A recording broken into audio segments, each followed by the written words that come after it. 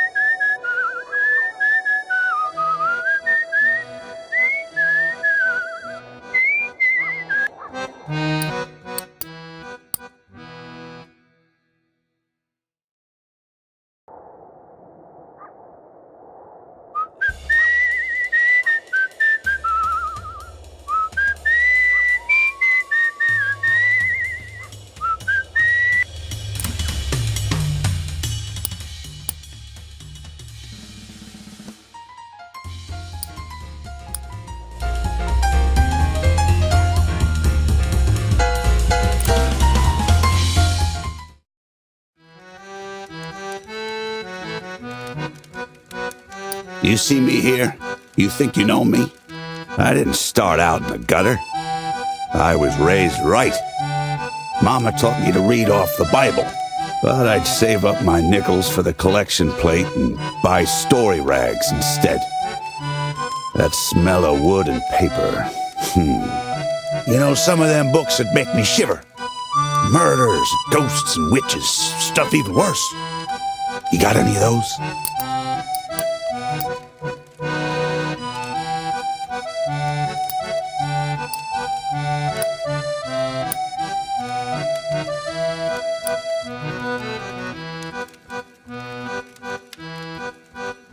Those scary ones can be good, the way you tell them. Travel. Those rags showed me everything travel could be. They took me all over the world. I sailed up the Nile in Egypt. I seen the Statue of Liberty and all those folks coming to America. All of it. But you know, the books I miss the most is the hopeful ones. Got any of those?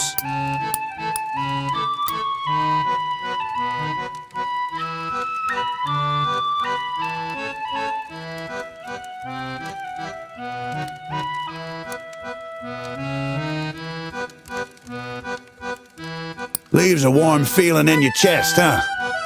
Love? Yeah, those stories had love and even some sex. But I was too young. The understanding would come later.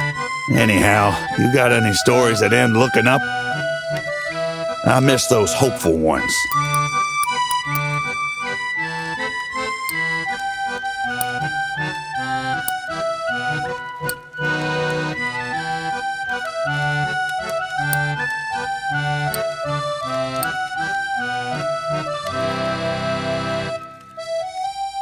Well, that one sure makes me smile.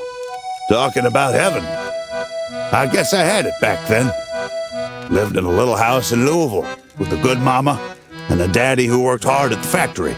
Never knew I had dreams for something bigger till I read those stories. So I miss them blood-pounding adventure stories. You got any like that?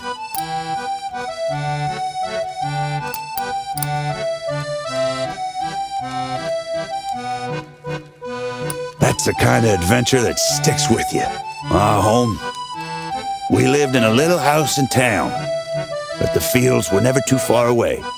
When my daddy'd run me out of the house, I'd beat it out to those fields and play cowboys and Indians, or jump from a tree like a flyboy. But you tell me, what's the wildest thing you've seen on the roads out here? Anything good and exciting?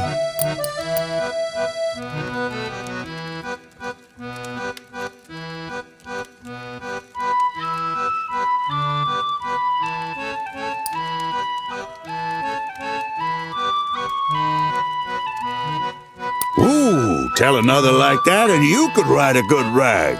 My fate was cast the moment I first read those story rags. First time I bought one, I used an extra nickel I found on the ground. If I hadn't, I'd have wasted my nickel on hard candy.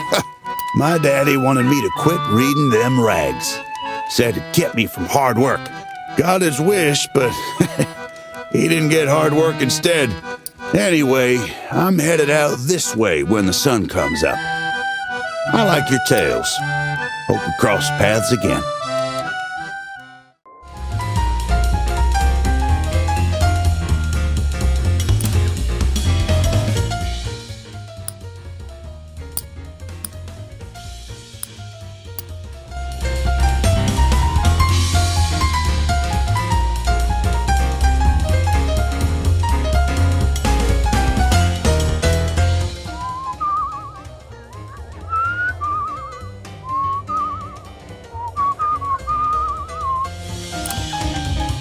There's a commotion outside the post office.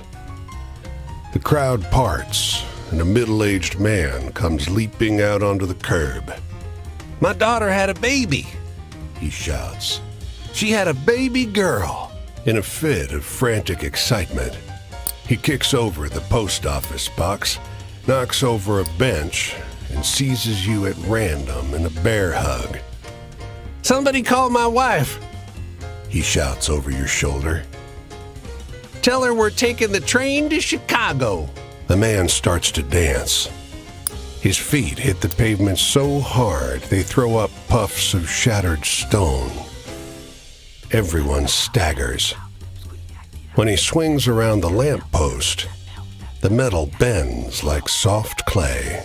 The new grandfather grabs the nearest car and, 2 hands overhead, lifts it up and hurls it down the road. "My daughter had a baby," he shouts. The new grandfather seizes your hands and whirls you around so fast that you feel the blood leave your tingling face. The man doesn't seem to have noticed he's lost you. He's spinning so fast you can barely see him.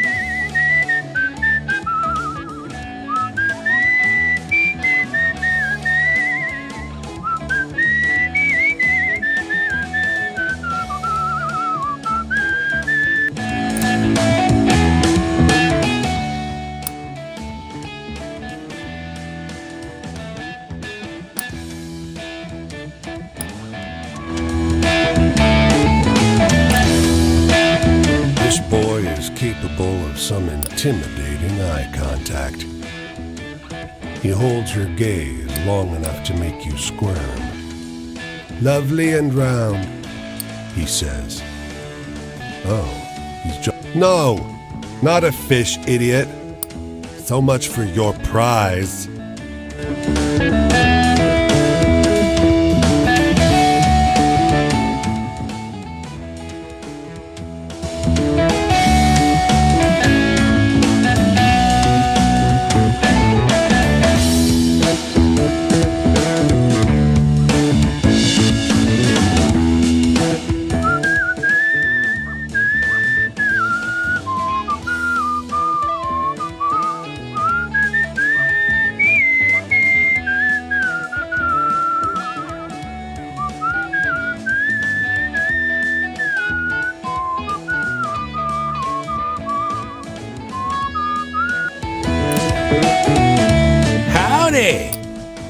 The salty old driver grins, showing off his remaining teeth. "Ever seen a horse before?" "Thought not, or you'd know about Scott here. Purebred spotted Appaloosa. very rare. Scotty's great-granddaddies came to this country with El Conquistadors. My family's kept that bloodline pure ever since. He wipes away a tear. So, is there anything you'd like to say about my horse? Heck of an understatement. Go on, give Scotty a scratch behind his ears. Hesitantly, you brush the horse's mane. He promptly jerks around and bites you.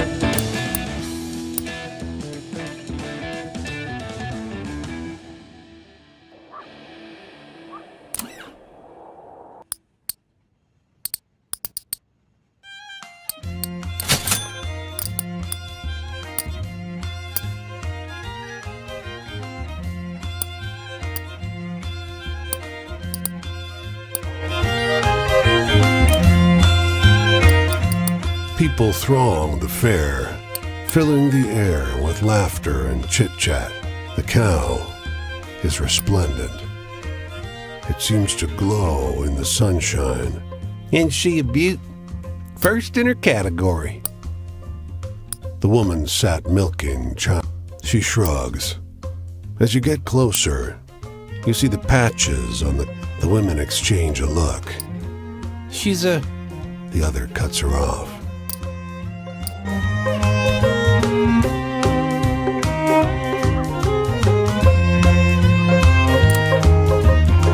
You come to a car parked at the side of the road.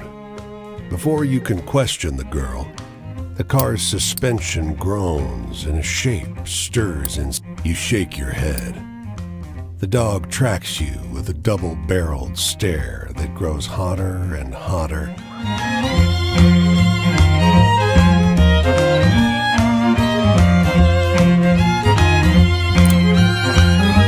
An older, portly man stands on the street corner, fixing a look of refined disdain on everyone who walks past. He won't have that. Hey. Holes need to get dug. Fence posts, you know, on my... Great! Good! This way. You think this is a fucking joke?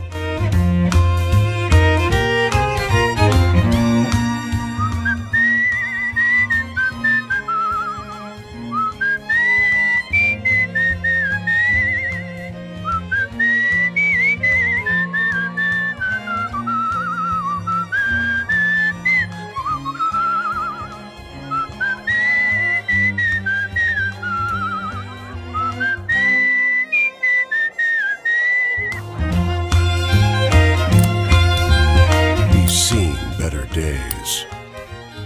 Oh, if you see my father, the bull calls after you.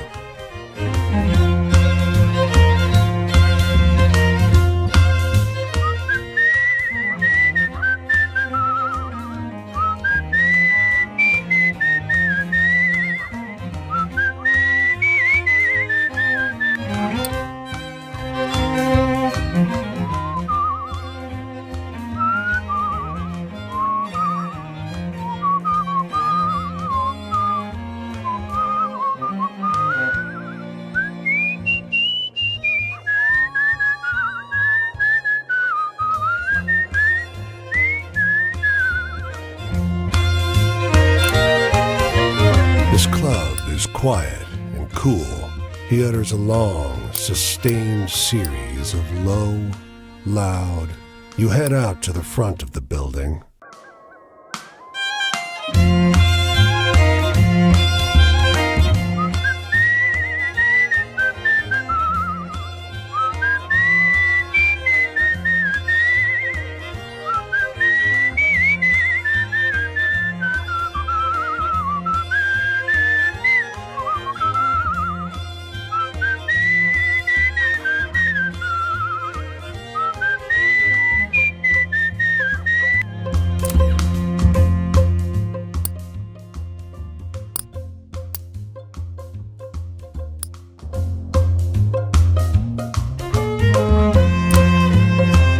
This dapper little peddler shifts restlessly from foot to foot. He flips you a quarter and hurries off down the road. A man grabs you by the arm. You show them the quarter and point them off down the road.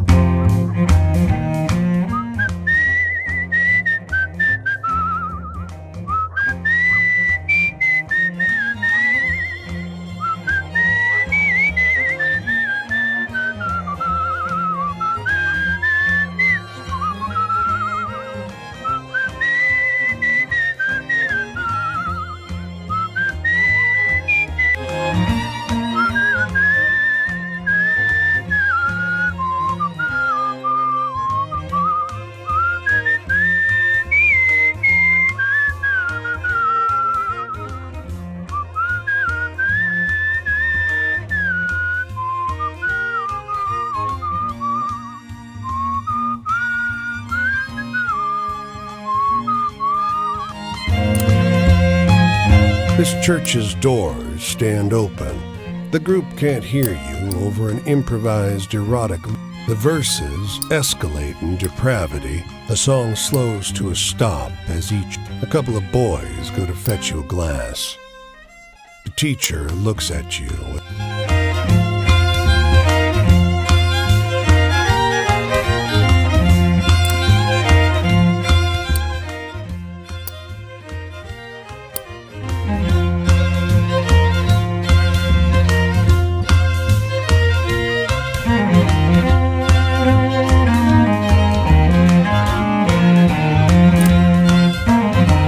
Suddenly become conscious of something heavy in the air. Right. He nods.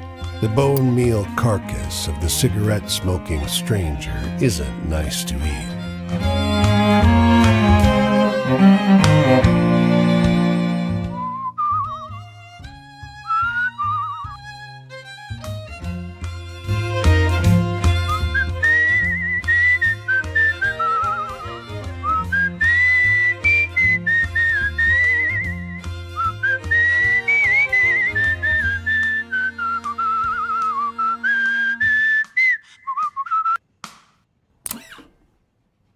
You come across the two musicians on the corner when they notice you're gone.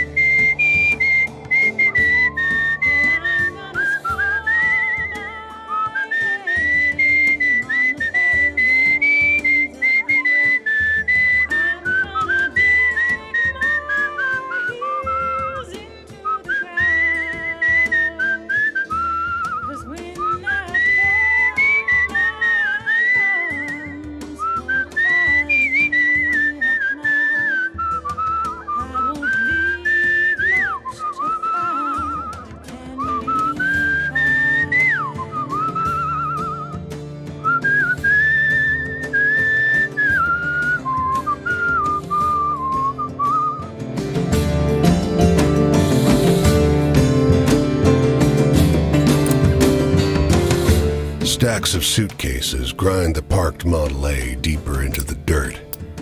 An extended family inside defies the carrying capacity of the vehicle. 6 bits, then. We need it for gas. The violin is yours, and the car shudders down the road. It's not quite out of sight when the back door pops open and you hear a girl's voice scream at you. "That violin belongs to Louise Ames, you dumb fuck!" You toss it down by the tire tracks. What were you gonna do with a violin anyway?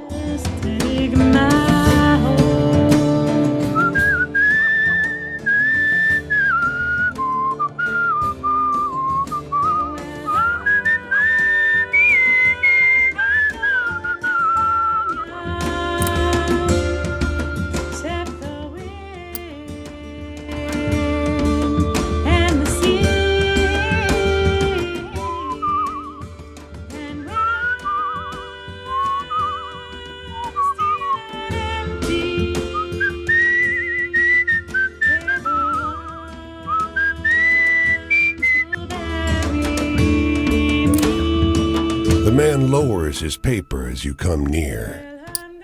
His weather-beaten face is drawn. They say it's spreading. The dust is strangling the land. Half my cattle suffocated in the last storm. He licks his cracked lips. They stay dry. His land is dying. If the harvest fails again, people will too. Where would we go? My family came here for a fresh start. All we have is our claim. Your skin prickles gently, though the sky is still clear.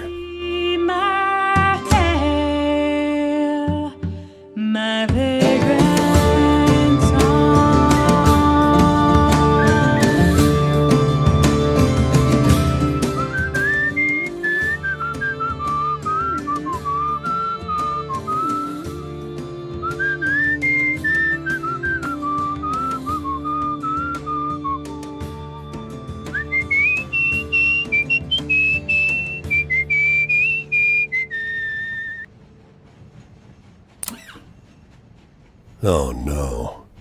He's not coming over to you, is he? "Hello there."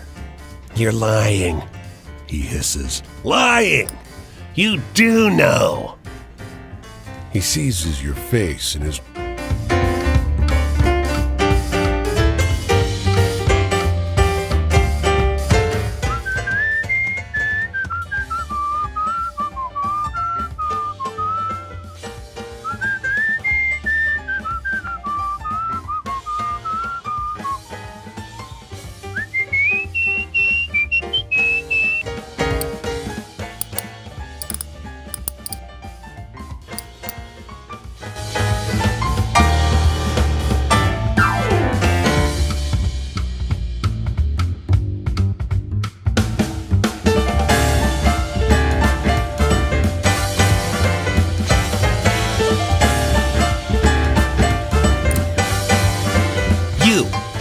She snaps.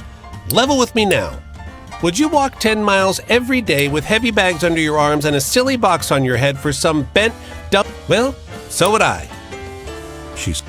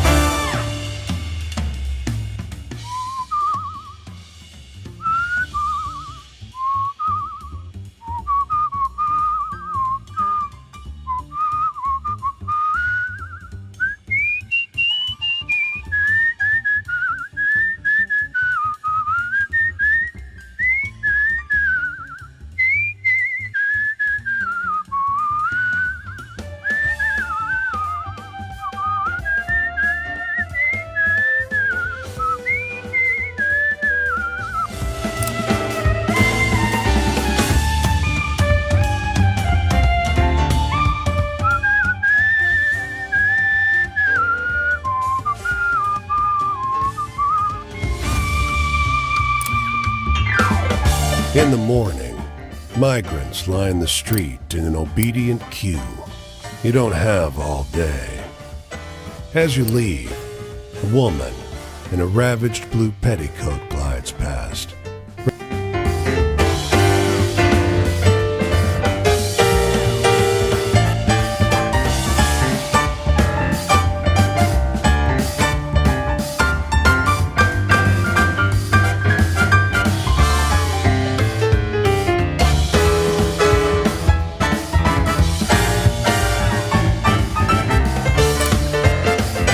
This abandoned rail yard is full of broken old boxcars, so of course people are taking shelter here.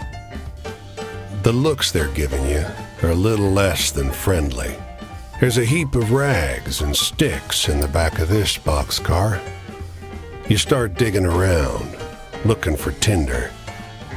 You see big yellow eyes and a flash of snaggle teeth. "This is my home," the creature informs you.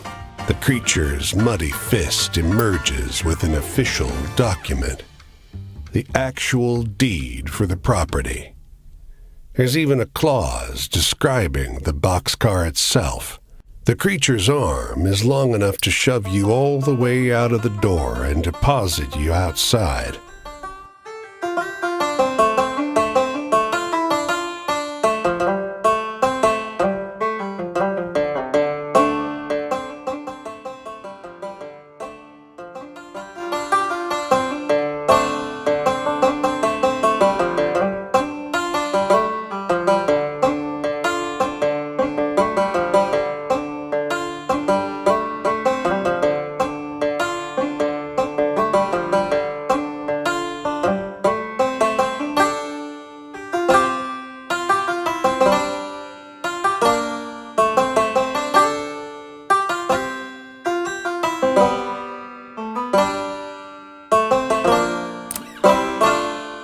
Across the street from this bar, a man in full uniform stares fixedly at the horizon. "That boy wasn't in the war," one tells you. "His older brother died in France." "You're damn right. It's crime, I think." Junior gives you the exact kind of matte finish stare you always see on men who left themselves behind in the war.